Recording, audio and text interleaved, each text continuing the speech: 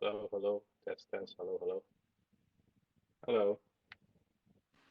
Hi, can you hear me? I can hear you. How are you? I'm good. How are you? I'm good. I just want to make sure is pronounce your word Keka? Yes, Keka is fine. Perfect. Cool. Well, Keka, thanks for joining us. The way that we kind of work this out, as I leave it a few minutes, your sound is coming in great, so that's good. Perfect. Hey, Rodrigo. So I just usually wait until 2 or 3 minutes past the scheduled time to kind of get it fully started, just allow people to kind of trickle in. Um, so you can just kind of sit back and relax until we initiate. Okay, that was Cool. cool. Sounds good. Is anybody else from the team gonna come and speak, or is it just yourself? Somebody else from the team would come. So once it's in, Okay. I'll let you know. Yeah, just let me know and I'll bring them up on. Oh, okay, cool. Cool. So for those just joining us, we're just gonna wait a little bit for others to kind of filter in before we get things started. So just sit back, relax, and stay tuned. Like, I think Twitter Space should have a function where you could play like a background sound. So maybe if you have like a soft jazz, you just play in the background while people are waiting. That'll be nice. Yeah, that'd actually be a good idea moving forward.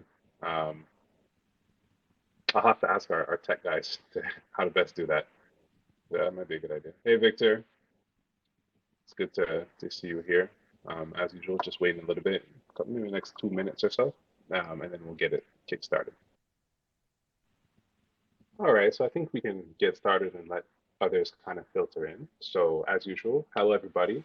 My name is Jelani, and welcome to the 18th episode of the DeSci Rising series, put on by DeSci World, where our goal here is always to provide an opportunity for many of the wonderful projects on our growing DeSci World dashboard to just formally introduce themselves, update their progress, highlight their achievements, and just generally engage with both the DeSci world and the wider DeSci community. Now, the idea behind all this is that at DeSci World, we very much believe that more than the tech, more than the funding, it is the community using these tools that will usher in many of the changes that we are looking for DeSci to bring to the various legacy STEM industries. Now, very much in line with that hypothesis and ethos, in today's episode, I have the pleasure of speaking with Keka, one of the cores at Climecheck, which is a collective that is leveraging DeSci tooling to help develop science-driven sustainable solutions to combat climate change. And so with that being said, welcome Keka, and thank you very much for joining us today to help us learn more about not only yourself, but the work being done at Climecheck. Thank you, Jelani. It's a pleasure for me to be part of for the the design ecosystem. It's a pleasure. Keka, I just wanted to let you know that your mic is kind of fading out here and there. I think there may be an issue with your connection. So I don't know if there's anything on your end that can help alleviate that, but just so you know, you cut out a little bit there. Okay.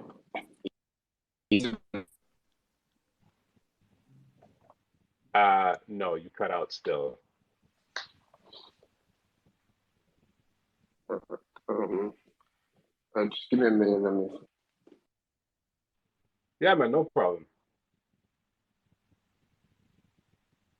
So, yeah, to everyone listening, I think this is going to be a great conversation. Hopefully, we don't get rugged by the internet connection. Now, is it better now? Yeah, that's much better. Thank you. Okay, great. Um, Onu Ora here is asking to come on up. Is that also part of the team? Yeah, it is. Okay, bring them up.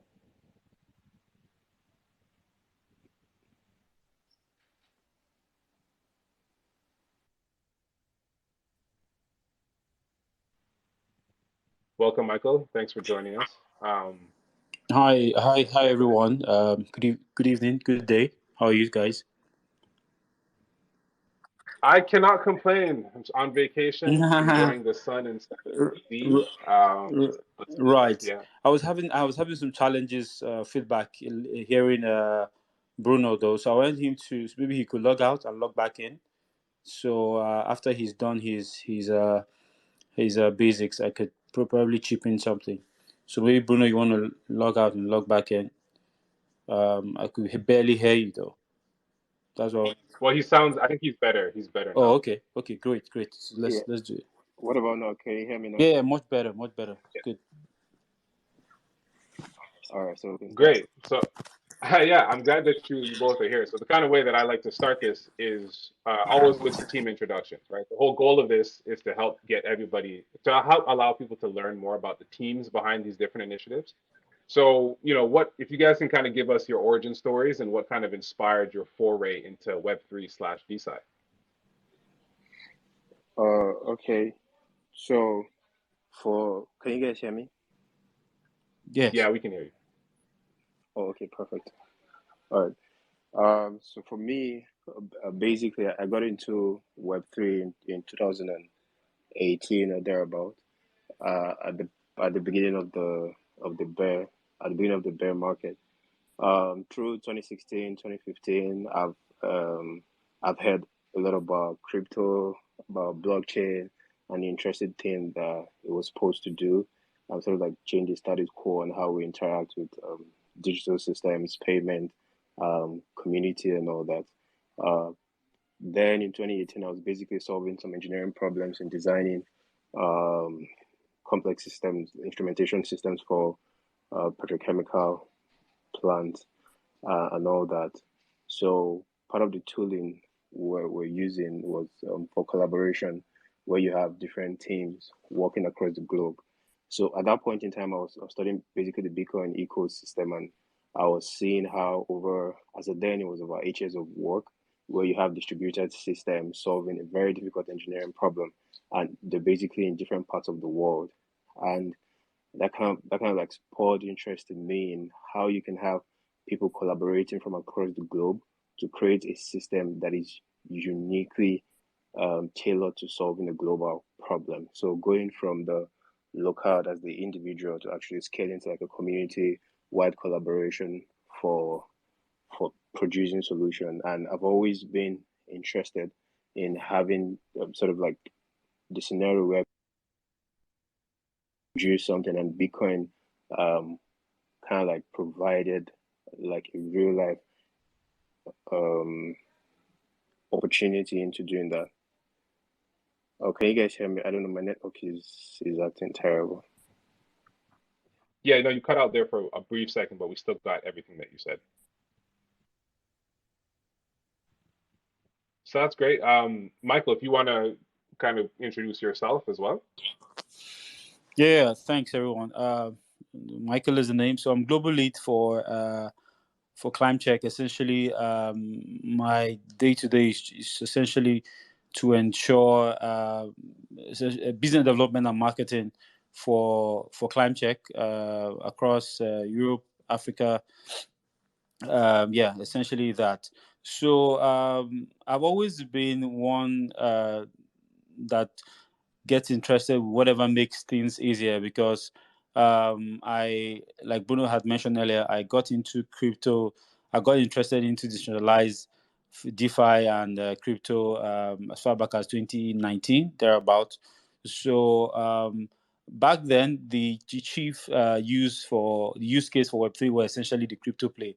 But I got interested and started even researching more to see how what the blockchain has to offer. And interesting enough, I found out that the blockchain has tons of applications across supply chain, across power, across energy, and that really got me interested. And I started looking for projects that will help achieve those kind of decentralization because back here in Africa, or Nigeria to be more exact, there's a lot of centralized enterprise structures, which of course have not stood the test of time. And this is really a great time to be involved in any project that is able to decentralize a business, make it more accessible. And of course, Web3 has brought that to bear.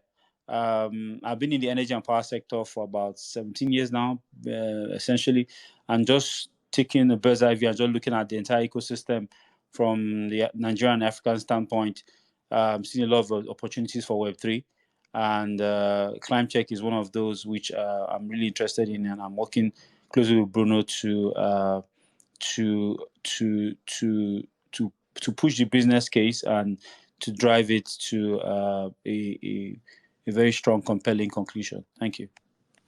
No, for sure. I mean, you touch upon something very specific, right? I think blockchain, and I don't think people realize just how deep the gold mine there is when it comes to blockchain and DLT, Mm-hmm. and its impact on many of the infrastructures that we currently have and those that are to become into creation from it, right? Right, I right, think it's still so new of a technology and its application. We're thinking about it retroactively, like how can we use it to fix existing systems, and we haven't touched the base of, okay, what are novel innovative systems that haven't previously existed, that we can bring to bear from this technology. And this is what I'm excited about as well, especially as it right, relates to science, but just in right, general across the right, platform, the human right. state. Hey, Mm-hmm. I think my internet connection is better now. Yes, it is. Oh, finally fixed it. I hope. Yeah, well, cool. So I heard about you too, and that's great. I love to hear the people's kind of origin stories into the space. Can you talk about, Climecheck? Like, what can you guys break down Climecheck's origin story a little bit? Oh, okay. So, the initial, like I said, part of the story, my experience over 10 years now was in the oil and gas industry. So, basically, I design instrumentation systems, especially uh, around pollution detection, hydrocarbons in refinery sites and complexes. So during last year or thereabout. So we're building. I was part of the team that is building one of the like the single largest oil refinery in the world. Is being built in Nigeria. So part of the work I did there was designing the instrumentation systems for that, and also especially for hydrocarbon detection because it was it's like volatile and it's sort of like a risk factor. So I got thinking about how the local community would be impacted by having such complex in that particular area. What is the pollution level? How are they going to track it? So you basically have a community that is relatively young, a lot of agrarian activities going on there, but you're setting up this mega structure there that is going to affect the ecosystem in a way that the community don't understand. So like the question is like, how are they going to monitor those information and actually get actual feedback. So I started researching and it led me down to this rabbit hole, thinking about, okay, how is this done at a global scale? What are some of the informational source we have available to actually make sense of how the climate is changing? The research, the conversation, and we have like this divide between people like the climate science believer and the climate science non-believers. And everything around there. And I begin to realize that the reason why we have such a divide is because most of the information, most of the data, most of the solutions are either funded by government or large institution. And with the whole mistrust for centralized institution by individuals, so that is like creating a problem in the conversation around climate change and actually helping us understand what is happening to the environment that is affecting every one of us. So for Climecheck, we thought about creating like a third voice in that solution space where the people's voice. So if you're looking for the data around climate change, how your environment is changing, you know that it is you as an individual that is affected most by that data that is contributing to that ecosystem. It is not owned by government, it is not owned by private enterprises, it is not owned by big institutions, it is owned by the people. So once the people contribute, they have like skin in the game to the ecosystem where they're providing those data that power the ecosystem. They know where those data come from. They can trust the viability of those data. And it's with the help of the DLT technology, where you can hash the data on chain to provide further trust for the system, or trustless, as we like to say in the Web3 space. So you make the system more trustless. So you're creating like a robust data set of like sort of like to feel the pulse of the climate, to know what is happening.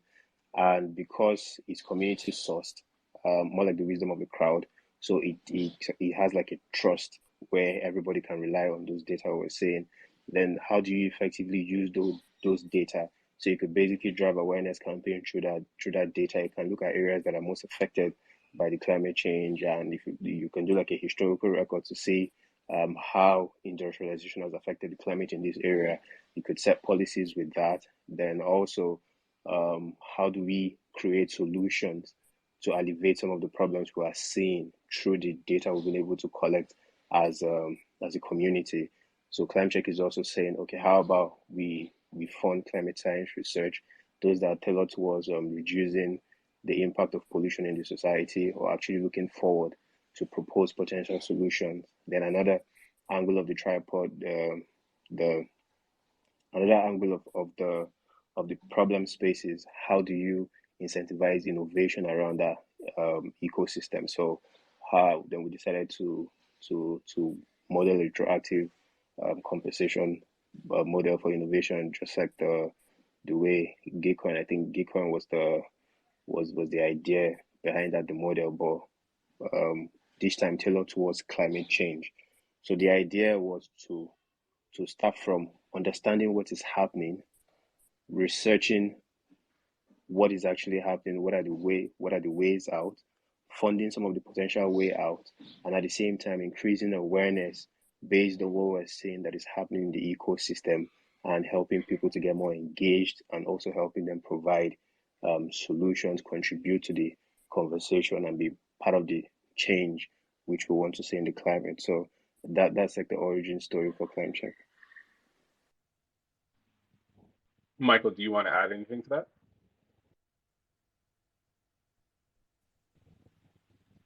I guess not.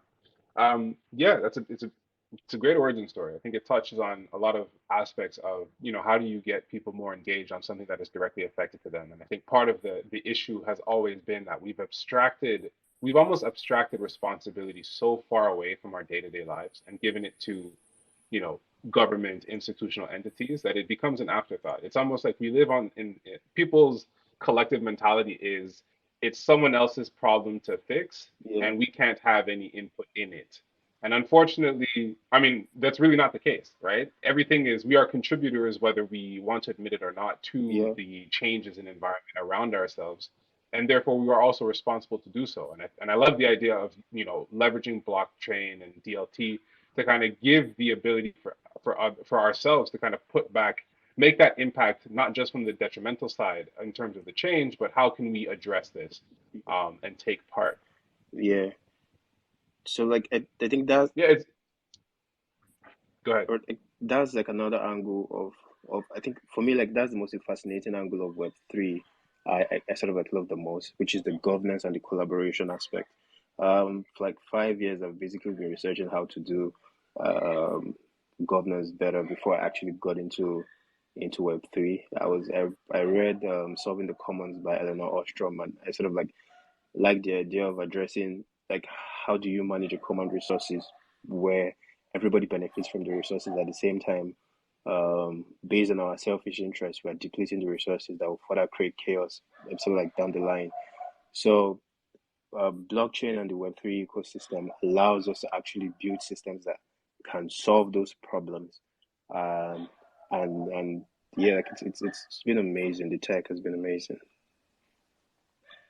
I think the point that you just brought up is critically underrepresented in this space. Having come from a background that has delved into governance is actually extremely critical when it comes to establishing DAOs, and there's not enough of that going around, at least in my experience in talking to people. Um, I think, sometimes DAOs kind of come up because people have these ideas, and I Yeah, love that aspect of Web3, giving individuals the opportunity to kind of spin up these experiments and move them forward. But that's not to say that there's some caveats in there, in that some people don't understand the implication of governance to make this a sustainable and effective, you know, means to achieve a goal.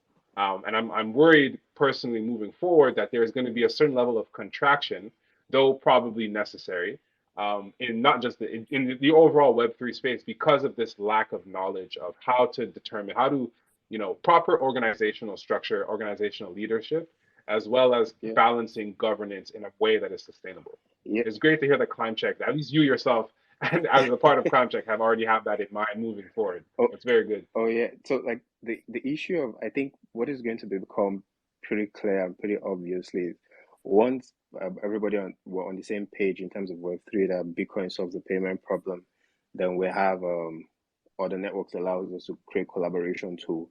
We'll have to figure out really quickly how we solve governance issue because that is the only way decentralized systems work. And like Bitcoin has already provided a precursor to that. I think it can be better. And like the contraction you said, I think is inevitable and I think is welcome because like you basically have to thin out the herd and let so that projects that fail, they sort of like serve like as examples for the ones to come on what to do or what systems to improve.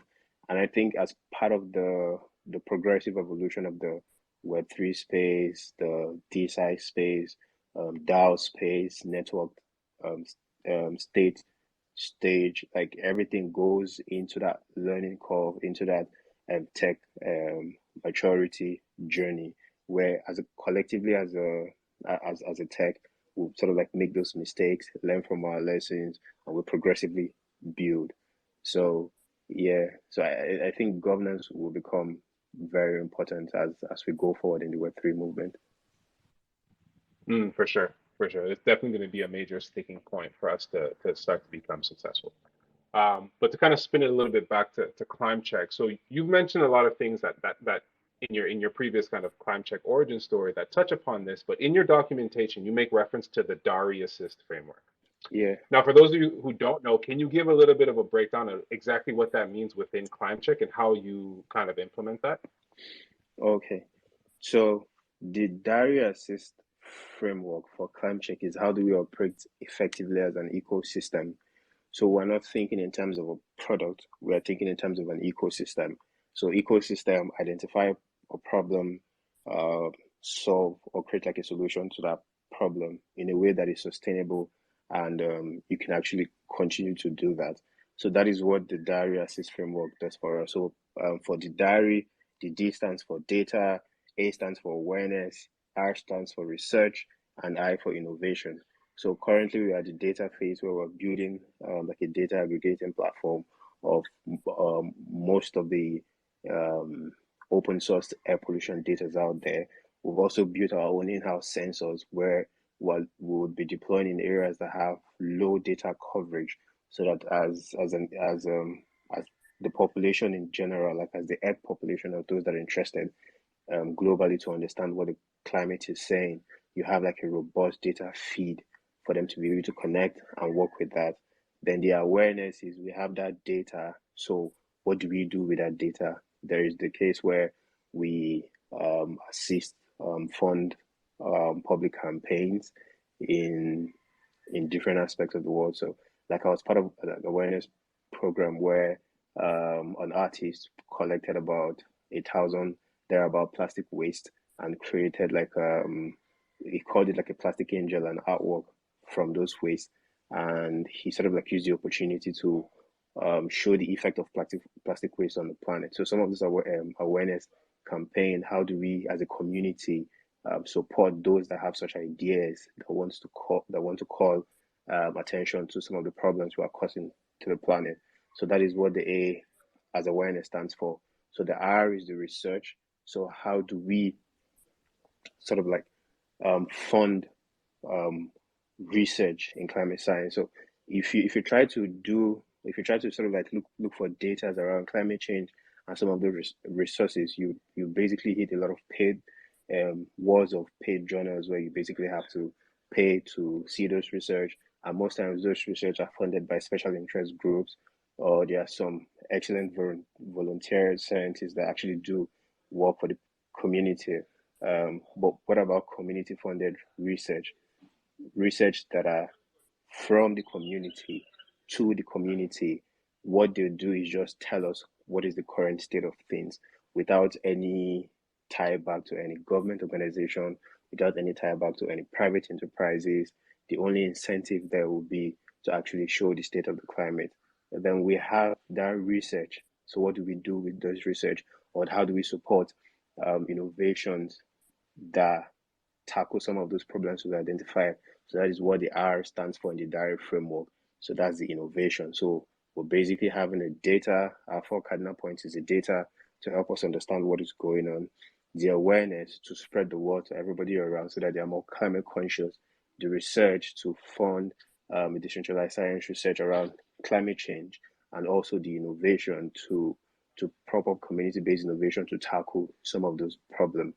So that's how the diary framework for climate check is and conceptualized and how we actually implement it in what we do.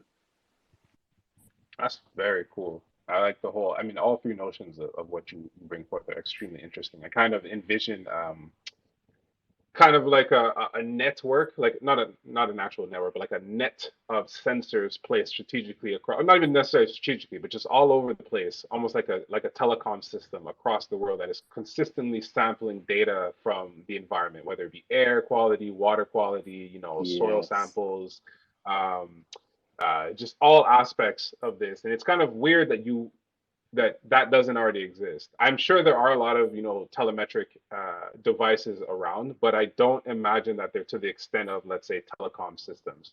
And that seems very strange considering we're all kind of stuck here on this extremely small ball flying through space, and we should be very conscious of the environment that we live in. It'd be great to kind of see if that's what comes out of this climate check initiative. Um, Yeah, like that'd be very cool. yeah, I think you basically articulated Climecheck's vision and sort of like future prospect better than I could have, which is great that you understand it what we're trying to do. So at the full sort of at the maturity of Climecheck, that is what we're looking to actualize, like an ubiquitous network of climate monitoring devices. So if you do your research, we have like a lot of companies that either have satellite systems for monitoring weather, or radar stations for weather, or you have so like the solution space right now, it's fragmented, all right? So you don't have like an ecosystem where you see all your climate data in in one go, and that is because building these systems are really expensive. So it's not exactly a cheap endeavor. So that is why you either have government agencies backing these companies or you have big tech companies backing it. And one thing that Web3 has shown is that we like the community, like the power of the community to actually get behind like an initiative rivals government and also rivals big private enterprises. Like if you see some of the top 10 projects on the ecosystem are valued at huge um like huge valuations. They have sort of like huge valuations, and that's sort of like is a testament to what collaborations between individuals can actually do, like the network effect of resources that will amalgamate together.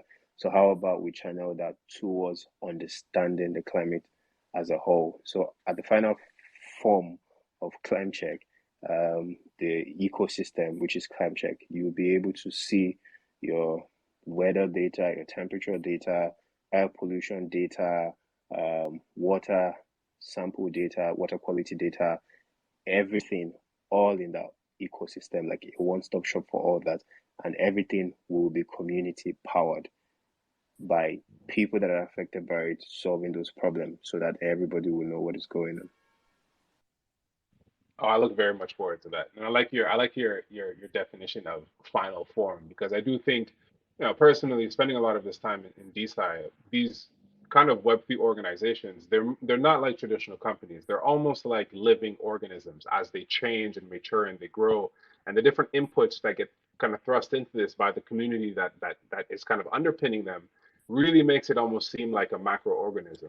So I think moving forward, I'm going to start to refer to like the mature state of these as as final forms. I think it's quite accurate.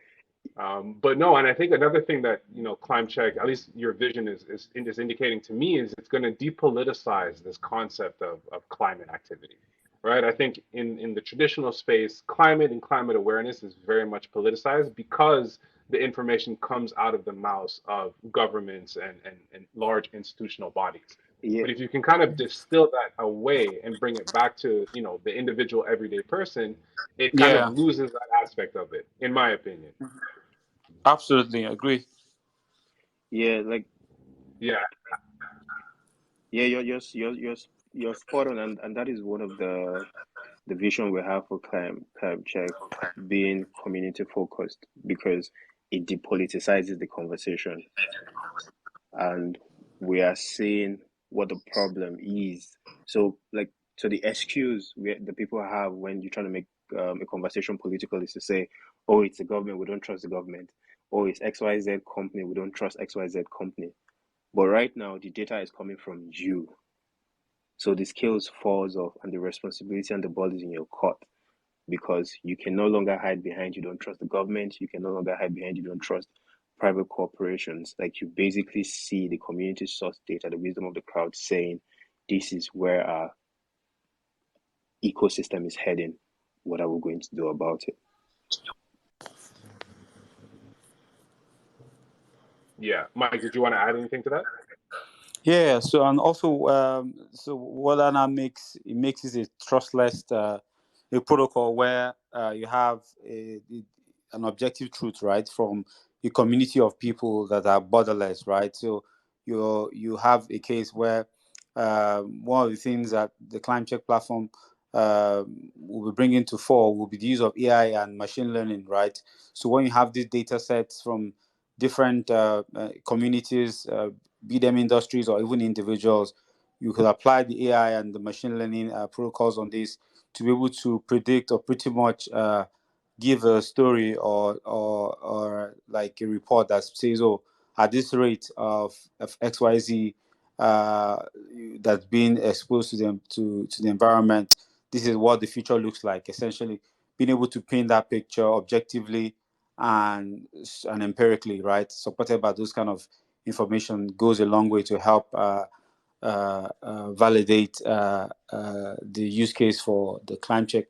And one of the things we are going to want to do on the enterprise level is also interested in the carbon market, right? So today you have a lot of industries that have seem to have some carbon footprint, howbeit it be subjective, right? So we are looking at the for enterprises on one side, we could have a an ecosystem where the entire process, like from end to end process, is plugged to an API, right? So an API that is able to establish the quantum of carbon or decarbonization or quantum of toxic chemicals that the process is saving, and is able to aggregate that as an objective data that they can use to say, oh, our production process is able to reduce carbon by this much, or reduce sulfide by this much, or reduce particulate matter by this much. So that way, that can be used as a focal point for assessing carbon credit. So to pretty much just creating that for enterprises will be a lot of value add for them. And of course, the benchmark will be, if for your industry you're supposed to be, you benchmark for carbon is this, sulfide is this, and you're able to plug in, we're able to set that enterprise up via APIs and establish what they are actually, if they are working below the threshold or above the threshold. And once we have that information can be made available to the right bodies, the right international bodies or certification bodies that can verify that and say, okay, yes, this is right, so you're entitled to this. So that doesn't exist today. So Climecheck will be looking to work with a couple of organizations to see how that can be achieved. So yeah, this is one of the things we're looking at also. I like that. I very much like that last point that you just brought up, because I think it addresses a point of contention in the refi space, where there are a lot of projects that kind of get spun up talking about carbon credit. They're very much focused on carbon credit and carbon credit capture, but they never, or not never, not all of them. And I don't want to, they don't necessarily highlight the proof of the provenance of, like, okay, yeah, we're actually either sequestering carbon data Yeah, or yeah. making ways to kind of, to prove, like, you're not proving that you're doing what you're saying. And your API seems like it may be able to solve that. And I think that would go a Correct. long way in kind of validating that space as well. Absolutely. So today is more of a subjective play than objective empirical data. Yes. Yeah. Okay, so I mean that's really great. I kind of I love to see. I love the concept of Climecheck and kind of how you guys are pulling it together. And clearly, between your both of your experiences outside of the space, you're coming with a lot of knowledge base and skill set, having worked in the more traditional space. One question that I have is, the world just had its COP27 in Egypt, where there are a lot of proposed solutions to kind of help combat climate change.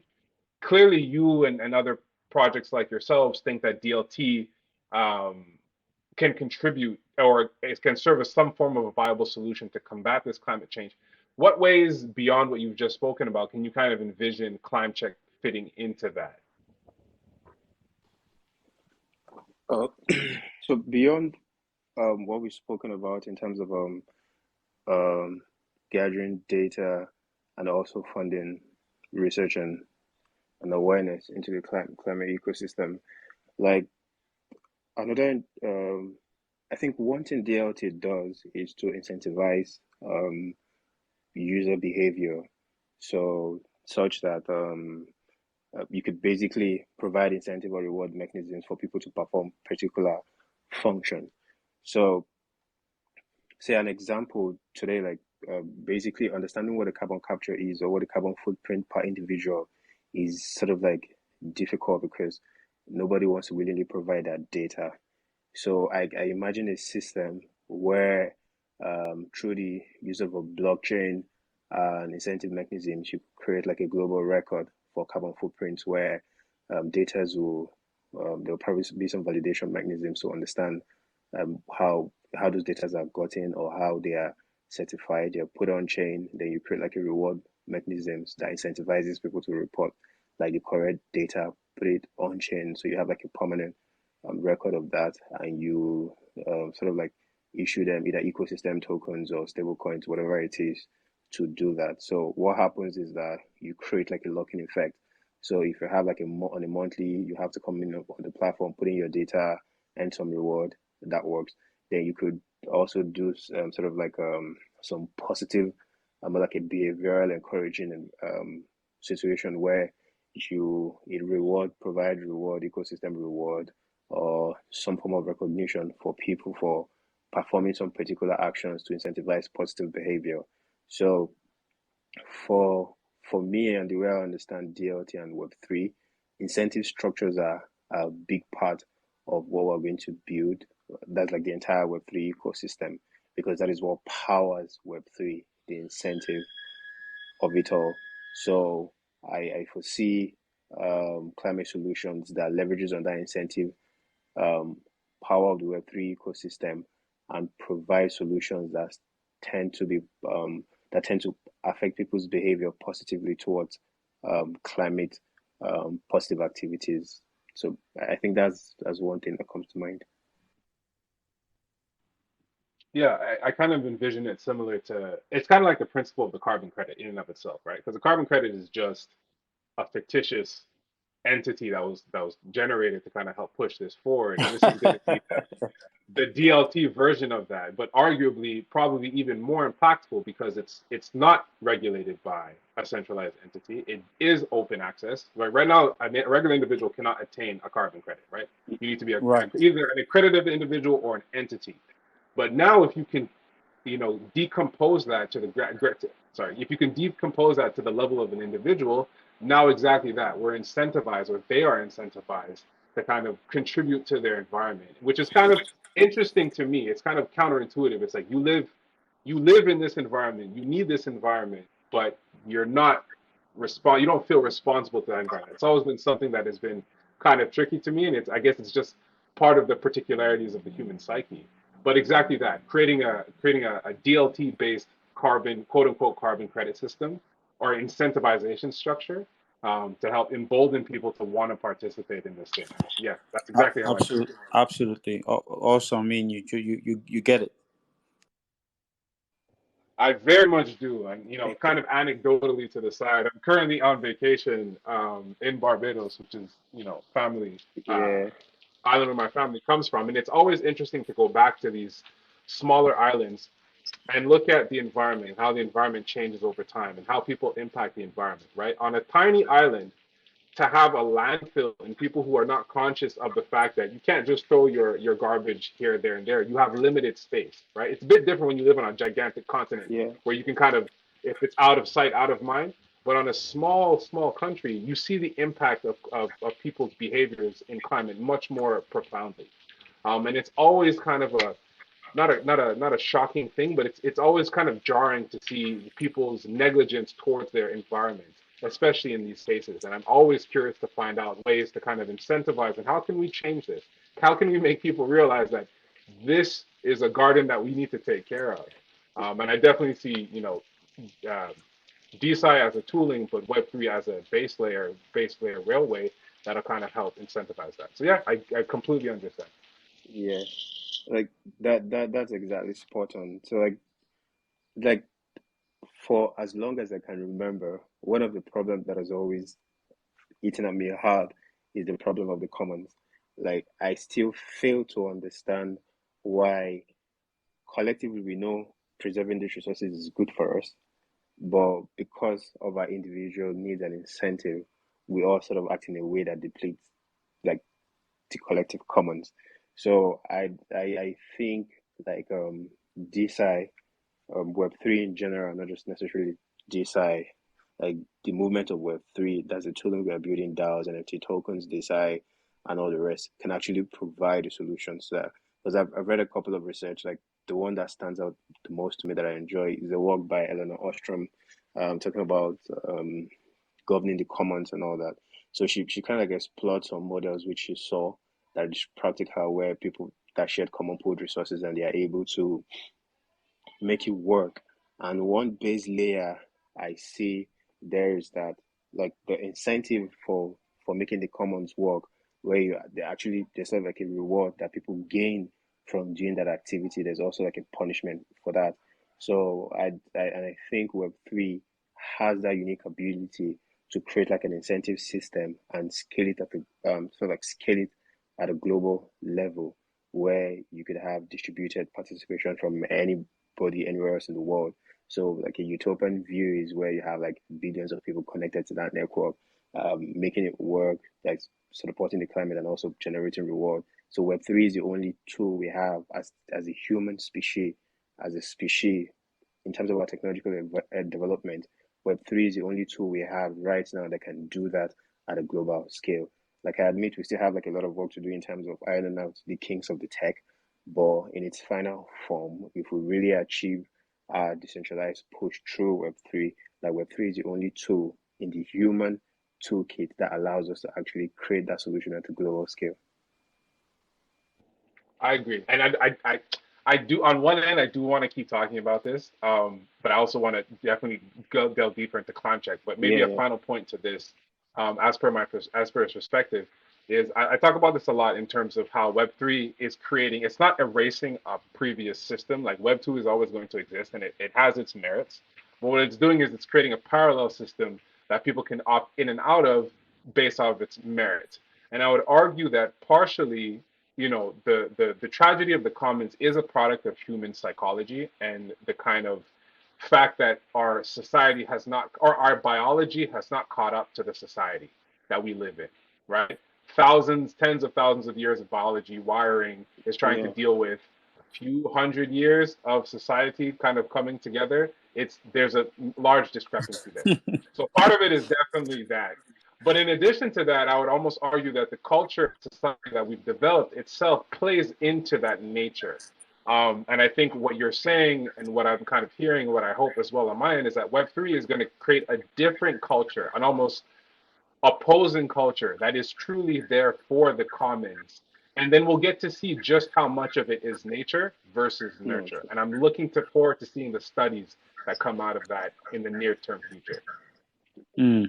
Yeah, I'm 100% on the same page with you. I totally agree. Yeah. Okay. So that we don't go too deep into this philosophical, although again, I will find a place to have this discussion because I think it's very much wanted. To go back to climate check. So essentially, your framework allows the everyday individual to a certain extent to be able to upload this data, this climate data, to give a more comprehensive view. However, at the same time, what that does is when you open it up, arguably, wouldn't you then have you would also get more noise, right? Depending on the units, depending on the technology, depending on the skill set of the individual to apply this data and to properly upload this data, you're likely to get in a lot of noise. Does Climecheck have a way to either curate this data as a whole to kind of cut out the noise and take in the information that is actually pertinent? Yeah. Okay, so first things what we're doing is we're aggregating those data. All right. So basically, one of the skill sets we have on the Climecheck ecosystem is we have like instrumentation design engineers, which I'm one of them. So we basically understand how these pollution systems will work. So we can model those systems and build them and deliver them. So what Climecheck will be doing is distributing Climecheck specific sensors as part of the contribution to the ecosystem. So there are already air pollution data out there. So we pick up those API and those pollution data into our ecosystem. We also deploy our own in-house sensors we developed to capture some of those data into our system.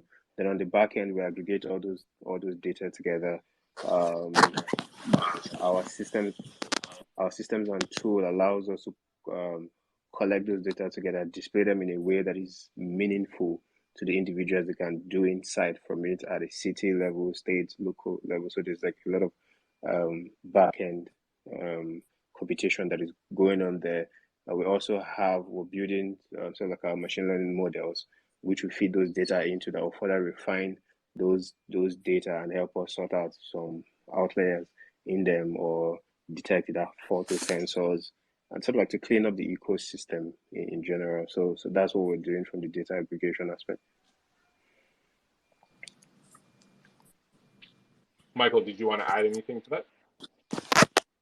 Yeah, and also to that, right? So beyond the curated Climecheck equipment that pretty much easy to set up, you just set up in strategic place in your home, and of course, I start picking data around carbon, particulate matter, nitrogen oxide, carbon monoxide. There's also a third-party integration, right? So the third-party integration means that if there are a couple of other air-seen devices that are not Climecheck, but those air-seen devices via API, we could customize them to pick the same data, which aggregates into the general pool. And of course, to take out the noise, there's a data validation protocol that essentially validates what data is being taken in, and that is what is being aggregated. So we work with our own in-house created SIN devices, and of course, third-party SIN devices can also hook up to the protocol via APIs into the central into the repository where we apply our machine learning and data mining and aggregation just to visualize those information. So those are the two ways we want to scale. And of course, the same we also big part of one way to scale is we're building some kind of incentives for folks who purchase the machine and get those data uploaded. There's some form of Web3 incentivization that we're building to enable. I mean, to ensure that happens and that scales. So that is key for us. It's very interesting. It almost like derives a little bit from the helium network ethos of like you can buy a helium box and then implement that and you Correct. get rewards based off of that. I see. Okay, cool. Yeah, I like it. It's very it's very smart. I mean, your guys' infrastructure seems very smart because you're not necessarily reinventing the wheels. You're taking successful aspects from different projects, whether it be helium or the carbon credit, and just kind of pulling it together. That's to me that's very smart way of going about it.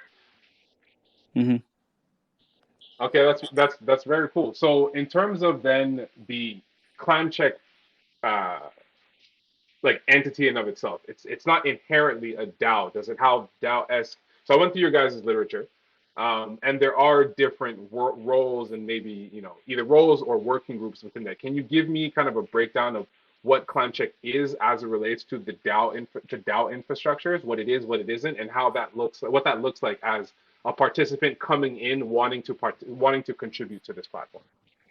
Oh, okay. So, um, r- so the focus for Climecheck is to have an ecosystem that is actually community operated. So right now, we started as like a group of contributors that are working to build out the ecosystem. The iteration from there is we'll be setting up governance structures to regulate how that group of people work to power the ecosystem. So the Climecheck ecosystem in itself is a tool. All right, for that tool to work effectively, you need an organization behind it to power that tool. So at the first stage of implementation, the structure will take the form of a DAO, but I foresee that it will evolve into some form of a more robust ecosystem that falls into the category of a network state where you have different components, different guilds coming together to make that ecosystem work. So right now we basically just have some filler roles. Like you could think of them in terms of guilds in traditional DAO, where you have the data providers, you have the validators, and you have those that are providing the governance. So we're basically just creating those buckets at this point in time to say this is what we think we need or are the possible individuals that could actually power this ecosystem and ensure that it derives or it serves its purpose. Um, so as so anybody that wants to contribute can join our Discord, and the conversation ongoing or we hope to have in 2021 is what is the proper organizational structure that works for Climb Climecheck as an ecosystem. So this is the product, this is what it does. Then how do we have a robust ecosystem that supports that product? The preliminary structure we're going for is a DAO. So we'll kick off the conversation. We set up the structure behind Climecheck as a DAO, but would direct it or we'll sort of like try to influence it towards like a more network state approach of running the ecosystem. But in the end, is the community, is those people that are providing data for the ecosystem, those people that provide the initial governance input, and those that sort of like try to validate the information we get from the ecosystem will determine the nature of the governance structure that powers Climecheck. So right now, it's just a product that has been built. Okay. I think that's that's kind of the bread and butter of the DeSci and like impact space is build the product and then deal with the aspects afterwards. You know, not to shit on DeFi too much, but like as opposed to launch a token, have the governance, do all this kind of stuff, and then scurry to try to find utility to stay to remain sustainable. Yeah, So again, very a lot of commendation, at least personally from my end, in terms of taking that more measured approach of we have this product, we have this, or we have this problem, we're developing the solution, and then how do we tie this together to scale and make it truly impactful. I like that kind of thought process. Um, and so kind of one of the last questions that I have personally, and then we'll open it up to the audience to see if they have any more questions, is you make reference to the incentivization structure and how that is inherently needed to support or to kind of entice individuals to want to participate. So yeah. on one end, you can generate a climb check token or what have you, and distribute that out to others. But on the other end, for sustainability purposes, how do you envision that working? What are like where is the inflow, the revenue inflow proposed to come from, if that is of the thought process? No, okay. Um, so like the entire climate check architecture that we discuss as an infrastructure serves a purpose. So to power those purposes, we have like climate check designed air quality sensors. So for the community, if you want to own like an air quality sensors, you can buy like a regular air quality sensors out there from a third party integrated into a system, or you could purchase climate check air quality device, which we do it in form of minting an NFT. So you mint like a community NFT, you get like a device that is produced by Climecheck. You can plug into the ecosystem and earn reward. So that's like a revenue flow model for us. Um, another aspect is you will have like a large set of data that we've collected from the ecosystem. So by integrating different APIs and also deploying our own sensors, so you have like a gold mine of data. So we also have in-house AI and machine learning designing, machine learning scientists that are actually designing models to use those data for predictive analysis and all that. So that part of the business, or that part of the platform, we are opening it up to community members can have access to it. Enterprises can also use that access to it, and we're saying, okay, we have this large data set. Would you like Climecheck to build a model to help you understand this data and also maybe spit out the value that is most crucial for your business? So offer those services to businesses. They can also off take that. Then we have, so to join the Climecheck ecosystem as an enterprise and all that, you could pay subscriptions to use sort of like use our APIs to power your product, your services, whatever it is you're doing. So I know Mike on the previous conversation talked about validating, um, like putting our sensors there to sort of like validate the carbon credit that you're going to be claiming as an organization. So that's also a service we'll be providing, that revenues can be generated from there. So um, as time progresses, the community would decide on some other features to build and some other opportunities that they can integrate to the general public to provide services for the Climecheck ecosystem. So like when I try to describe the Climecheck ecosystem, like I'm particular in calling it an ecosystem because an ecosystem has to survive. And how an ecosystem survives is to provide a service and sort of like um, get like it's like a feedback loop. You provide a service, you get something in return that powers the ecosystem. So we're building the foundations of that ecosystem, which is a big data platform. So once you have like that big data, we are layering it with our proprietary um, ML and AI models on that big data. So those can serve as values to individuals and corporations. They would pay to have access to that data, and also the raw data itself. Um, that's also a potential point of revenue and all that. So that is those are some of the revenue sources we're looking at, and those will power the incentive mechanisms where we're incentivizing people to own to own air quality sensors, put it on the network, and when we scale, when we get to like the stage of the common, so if you feel like as a collective, if you want to have like a research facility supported by Climecheck where you do a couple of researches and all that. So by being on the Climecheck network, some you can earn like ecosystem rewards, and the output from those activities actually go into servicing. It could be enterprises, it could be government, it could be um, anybody that is really interested in sort of like looking at the data or the insights we provide. That's really great. I think it speaks a lot to the bottom up approach of, you get this data and then you give it access, or you provide a gateway for opportunity for third parties, governments, institutions to maybe partake in that. I think the granularity, the selling point, in my opinion, as somebody who is not formally trained in this division, but the selling point to me is the level of granularity that you're going to be able to pull from this widely distributed network of individuals, especially if you reach a certain level of critical mass. I think the information that's going to be kind of pulling out of there, or pumping out of there, in other words, Yeah, is going to be extremely valuable. So I can definitely, I envision, entities, government entities, all these kind of things looking to gain access to this because it may not solve their problems, because I think there's definitely going to be some political backlash from that, yeah, but it'll give them, it's definitely a value data set. exactly. So one thing also, so we had like conversation with sort of like government agencies, and they sort of like asked us, okay, how could Climecheck work for government institutions? And we told them something in the light like, so you have like this robust data set.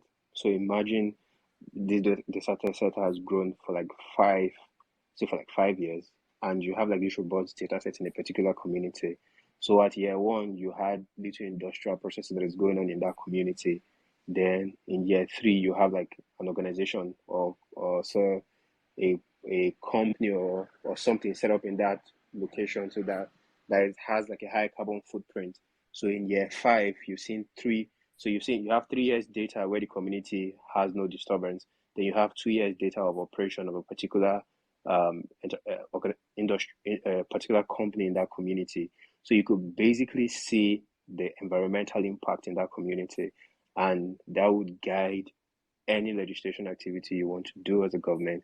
It will guide any environmental policy scheme you want to set, and it actually help you sort of like benchmark against either some of the information you are getting from these private entities, if they're actually correct and if it's representative of the impact they are having in the community.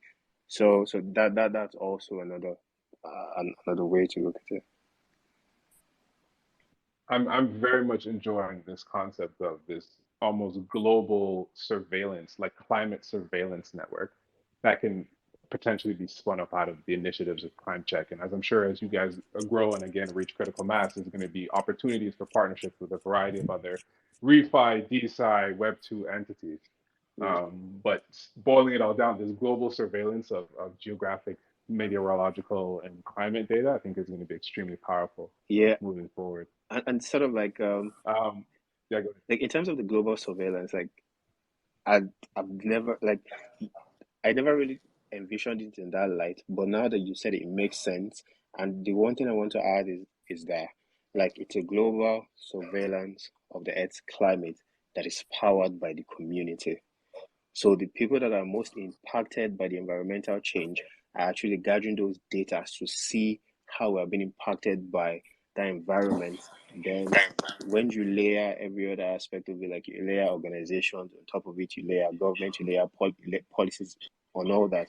So you could see as the people that your network of surveillance or your net or your sort of like your surveillance web is able to tell you in real time the impact these um, policies or these private entities are having on the ecosystem, and I think that's great. Yeah, and guys, so just to add to that, right? So in my mind, I often see climate check at as an oracle. I mean, at the end of the day, it's going to be an oracle because the Earth is telling a story, right? So it's this book I read about the gentleman that came up with the second. His name is Prigogine, right? So I think he was given the Nobel Prize for physics for discovering the ancillary to the second law of thermodynamics, where he was saying that when you subject an open system to certain environment, an open system to certain how would I put it, to certain externalities. What happens is that system kind of evolves, right? And was able to establish like the Earth, the entire planet is an open system, right, where you have energy flowing in and out. But because of our activities, mankind's activities, probably destruction, distillation of coal, mining, cutting down of the trees, we're pretty much consistently destroying that ecosystem. And what happens? The Earth will eventually get to a point where it emerges and creates uh, a new ecosystem that humans have to pretty much try to adapt to, or else it will take them out, right? So what climate change does is just pretty much we're listening to the Earth, we're picking up information the Earth is telling us in form of data, and we are aggregating that data and visualizing that data and interpreting it to tell everyone who cares to listen, this is what the Earth is saying. This is the voice of the Earth. This is what we can do to check this because our activities are not sustainable. And because we're able to do that in an empirical, objective manner, which is not centralized, it's trustless. We're not. It's not going to be used as a political tool, but just pretty much just telling you what Mother Nature is saying about your activity and what you need to do. And most importantly, the part where for example, you have some end-to-end systems in some manufacturing plants that claim they're able to strip out effluents like carbon monoxide, sulfides, and all that from their manufacturing process, right? So if such companies can open us up, I mean, can partner with us we can easily integrate these processes that measures whatever is stripped out from the manufacturing processes, and via API, we're able to visualize it and validate that this is the truth. So it means that that company is a responsible company. So if a company says, "Oh, we're able to strip out 500 microgram of cyanide from our manufacturing process," you can take that to the bank, right? Otherwise, today they just say it and nobody knows whether that's true. So Climecheck would help to listen to Mother Nature and let everybody know what's going on in a single point of truth, which is not centralized, and will be better off for it. So that's pretty much the end of it all, or where we see Climecheck going to as we progress. That was a beautiful statement. The Earth is telling a story, and essentially, Climecheck is helping to translate that narrative into a way that that people like us, the human species and the like, can understand. I think that's a Absolutely. beautiful way of putting it. Fantastic. Thank you. Yeah, no, I think that pretty much seals up the end of the episode very well. Beautiful way to kind of transition into the portion of the conversation that opens it up to the listeners. So if there are any questions that anybody would like to ask, please feel free to just put up a request, and I'll bring you up. In the meantime, as people start to kind of become unshy, I'd love to kind of to take a step further into this whole narrative perspective as it relates to one thing that I think um, Climecheck and other organizations that like are going to help alleviate is this concept of the toxic world that we live in. So I think everybody, to the most part, can agree that as time moves on, as industrialization keeps happening, the level of toxicity in this planet keeps increasing gradually. Sometimes it spikes, sometimes it's a slower climb. But one thing that I Yeah. think is criminally underrated is the fact that the governmental standards that are being put in to say like, oh, this is okay and this is not okay, also change, right? As the world becomes more toxic, there's a lot more allowance for, okay, what's something that at 1 pico parts per billion might have been okay, maybe now we're saying that it's okay in parts per million, right? Yeah. Um, Right, and I right. don't think the average individual really understands the implication of this when they tell you that your water quality reaches is okay, even though if you compare it to maybe a decade ago or 20 years ago, that same metric, that same level of toxicity would have been considered non-safe. And so I envision a world where Climecheck and individual and projects like your own can help kind of shed a light and open the transparency level on that and allow people Mhm. to understand, okay, we're seeing the change and these policies are changing, but it's not actually for the better. Mm, mm. Yeah. Like, so I totally am on board with what you're saying. So like an infrastructure like ClimeCheck, what it does is once you have those data on chain, so the historical record is there for like 5 to 10 years. So that visualization effect is there. So the problem is if you look 5 to 10 years behind, some of those data are not very clear as to where the climate was and where it is today.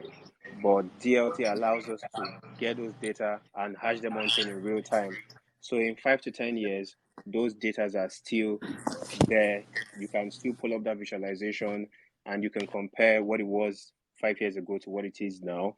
And you can see what those benchmark standard is. And the thing is, so like think I've seen like a couple of them Web3 projects that are into the health space and they are monitoring some of those so like the human vitals where you can put all those data on chain. So what you'd have like in 5 to 10 years of maturity is where you're seeing the climate data from Climecheck that says this is how the pollution rate has grown in about 5 to 10 years. This is how the wildlife or the water resources have been impacted in 5 to 10 years.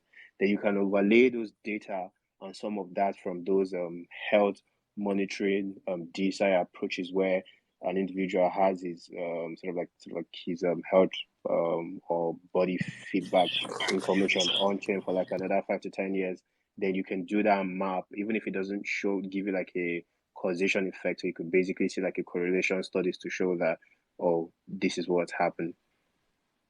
Yeah, that's exactly it. And I think about it kind of like the whole inflation. the world inflation story where everyone's like, oh shit, like Yeah. inflation, like governments will push you a story to make it seem less bad so you don't up and get up in panic.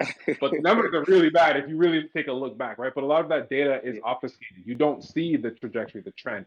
And that's the kind of thing that I think is going to help be alleviated. But with Web3 and as it relates to climate and the like with with projects like your own. But we have a new speaker up here who wanted to make some kind of commentary. So please feel free to join in. Or Mike, if actually, sorry, before that, Mike, if you wanted to add on that last point, please feel free to. No, I'm good. I'm good. Okay. Okay. So CM, if you want to add anything, please feel free. Good evening. Mine is more of a question. Are you able to hear me clearly? Yes, we Yeah. are. Michael had mentioned the aspect of Climecheck being more of an oracle. So my thought was now if coming from an environmental or more, yes, an environmental perspective and also at a perspective of regenerative agriculture, regenerative practices, can the DMV data on carbon stocks from maybe farm projects or tree planting projects, which are captured using now the telemetrics that you're talking about, the sensors, the satellite data that you'll now be recording, store that data online on the stocks, and that data can be turned into, let me call them carbon protection credits that then can be now, which are now on chain, that now can be sold as offsets as a extra income for maybe farmers or people who plant trees. Right.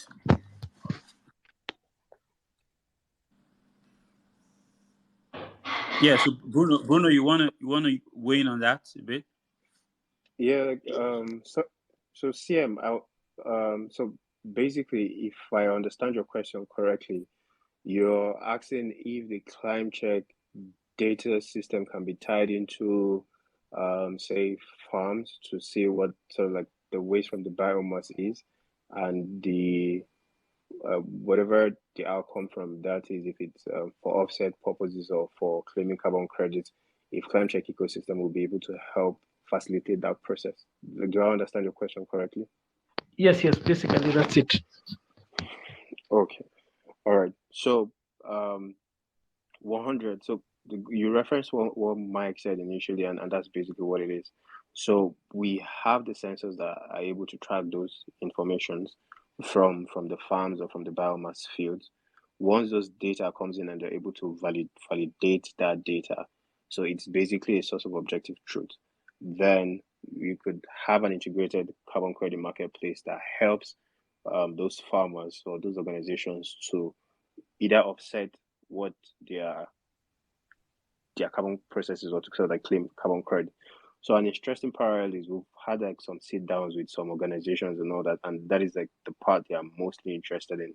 And we're looking at those angles and having those conversations to see if we can actually build like a carbon credit marketplace and integrate it into our system. But our sensors can already pick up that data, analyze that data, and based on the government benchmarks or institutional benchmarks that is available right there, and tell the organization already if you need to offset, how much do you need to offset? Then our predictive model also models your data and tells you 5 to 10 years, what do you require in terms of offsets? Then you could benchmark that against the policy of your country if they are doing a cap and trade agreement, where and also if there's going to be like a deflationary supply in the carbon credit, then you're able to make that business decision today to either pile up on carbon credits now that it's relatively cheaper for your organization and sort of like run that future projections and do those future offsets. So the Oracle can already do that for you right now. But in terms of buying and selling those offsets, we don't have that infrastructure to support it.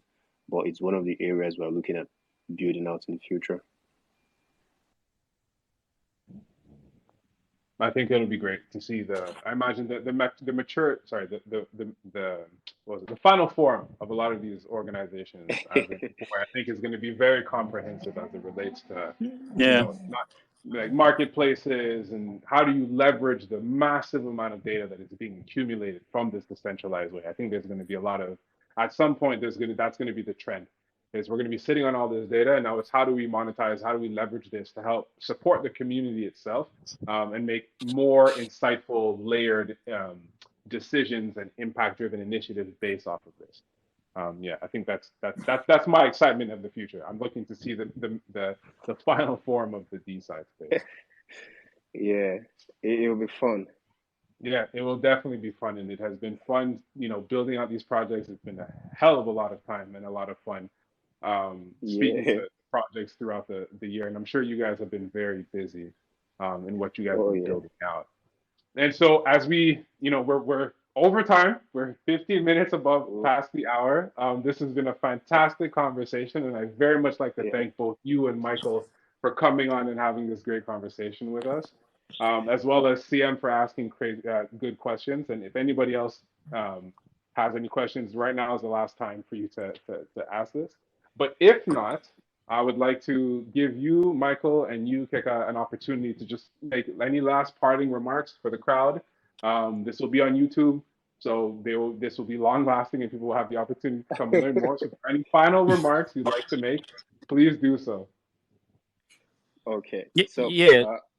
Okay, maybe sorry for me. So I like so one of in this climb check journey, what I find out, like, as we continue to engage communities, as we continue to engage different industries, we start seeing a lot of use cases pop up, like, right. So like what CM said, imagine from the agriculture standpoint, which I never really thought about. I mean, that just okay, the eureka moment for me where, oh, wait a minute.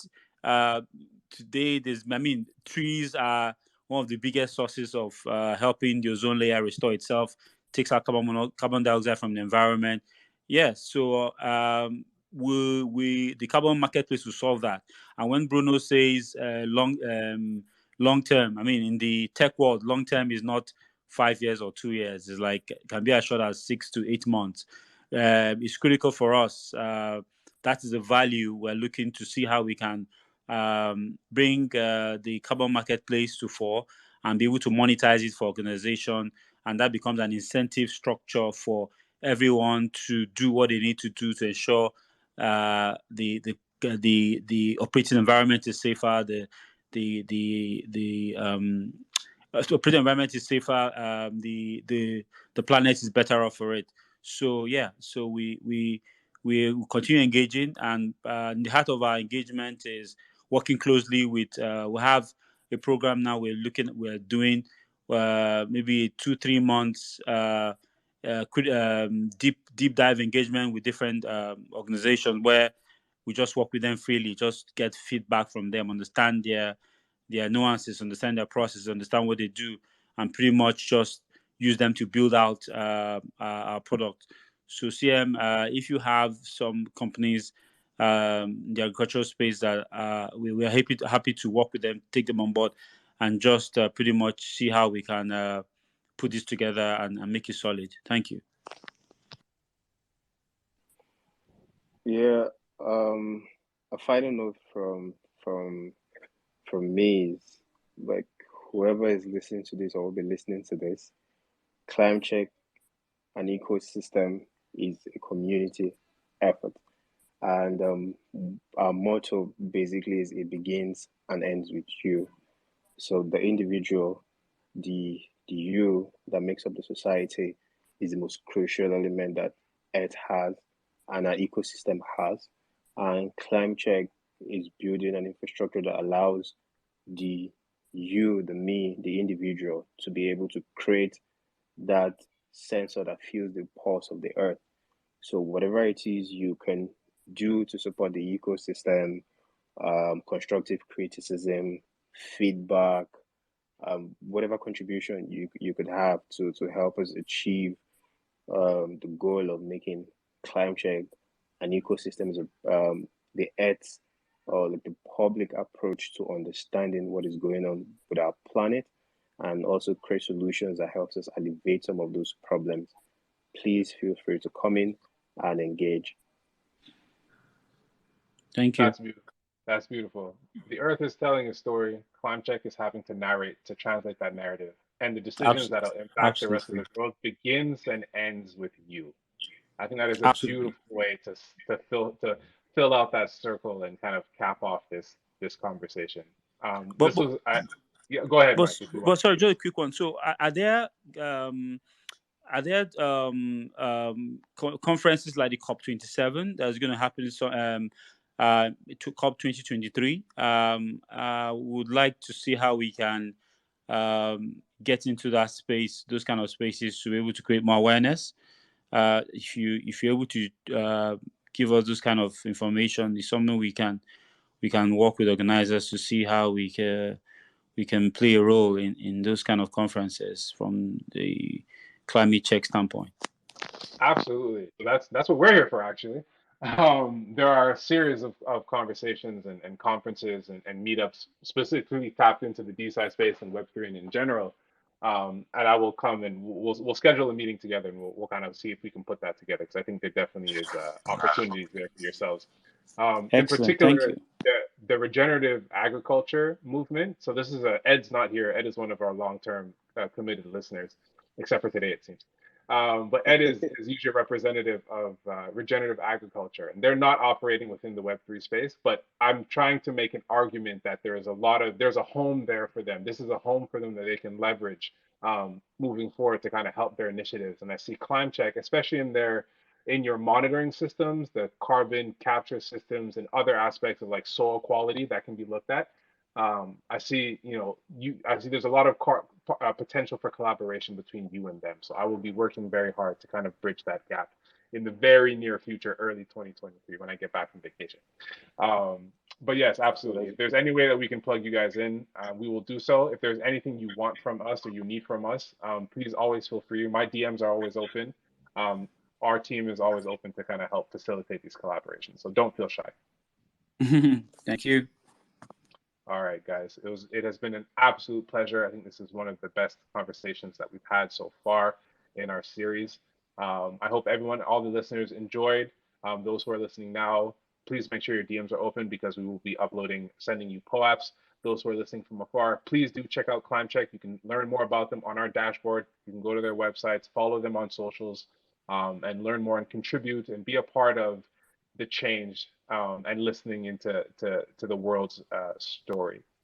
And so with that, everybody, I wish you all a happy New Year's. I hope you guys have a safe time. Enjoy your holiday season if you are in holiday season. And we will touch back in the new year for our next episode of DeSci Raising. All the best, everybody, and have a great weekend. All right, guys. Thanks. Thank you. Bye. Bye.